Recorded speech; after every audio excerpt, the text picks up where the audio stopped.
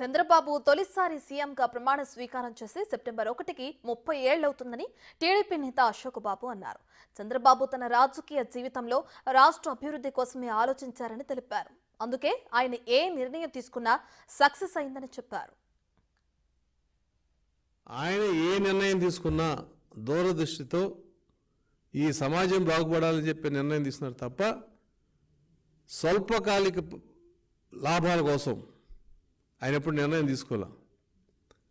ఆయన power reforms పెట్టినప్పుడు చాలామంది చెప్పారు ఇది ప్రజలకి ఆమోదయోగ్యంగా ఉండదని. తప్పదు, పవర్ సెక్టర్ నిలబడాలంటే పవర్ రిఫార్మ్స్ పెట్టాలని చెప్పి పెట్టాడైనా. ఒకసారి కొన్ని సభల్లో కూడా చెప్పాడు, నేను పవర్ రిఫార్మ్స్ ఎందుకు గట్టిగా నమ్మానంటే నా పవర్ పోయినా కూడా రాష్ట్రానికి పవర్ ఉంటుంది అని చెప్పి ఆయన చెప్పాడు. ఆయన అదే వాళ్ళు ప్రూవ్ అయింది. ఆయన దూరదృష్టితో రిఫార్మ్స్ తీసుకొచ్చాడు తప్ప రాజకీయంగా ఆయన గెలిపిస్తుందా ఓడిస్తుందా అని చెప్పి ఈరోజు ఆయన ఆలోచించలా. ఐటీ పెట్టినప్పుడు కంప్యూటర్లు కూడి పెడతాయని చెప్పి చెప్పిన రాజకీయ పార్టీలు ఉన్నాయి.